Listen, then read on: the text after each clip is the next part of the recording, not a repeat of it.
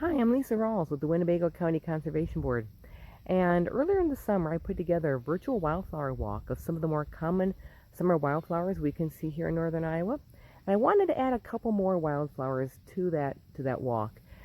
These are a couple flowers that bloom late in the summer or early in the fall, and I wanted to kind of add them to kind of round out the summer wildflower walk that I put together earlier in the summer. I hope you enjoy these next couple of short little videos, one on the goldenrod and one on New England aster. Enjoy! Here we have some goldenrods. Goldenrods are very common flowers we see this time of year throughout the Midwest. Very brightly colored, easy to identify by their bright yellow flowers. Unfortunately, they have kind of a bad reputation. They have the reputation for causing hay fever. But you can tell by the bright yellow flowers, these are not wind-pollinated flowers. These are actually pollinated by insects. That's why they have the bright yellow flowers, to attract insects. So they do not release their pollen into the wind where you're going to breathe it in and where it's going to cause hay fever. Instead, a lot of times, goldenrods are found alongside ragweed. Ragweed is not does not have a brightly colored flower because it is wind pollinated. It releases its pollen into the wind.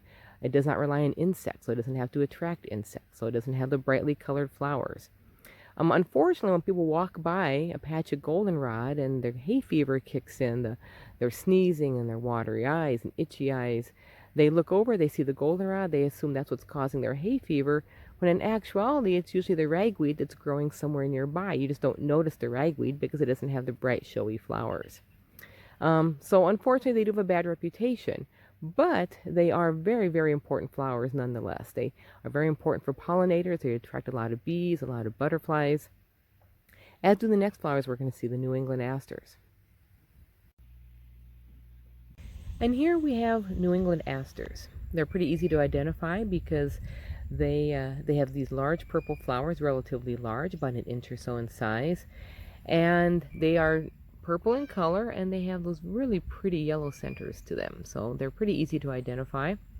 The word aster comes from the Greek word for star, and you can kind of see why they're called asters, because they kind of look like a lot of little purple stars.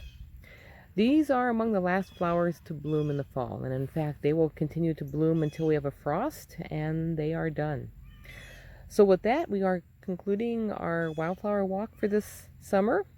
We hope that you have enjoyed these videos, that you've learned a little bit, and we hope that you have a good fall.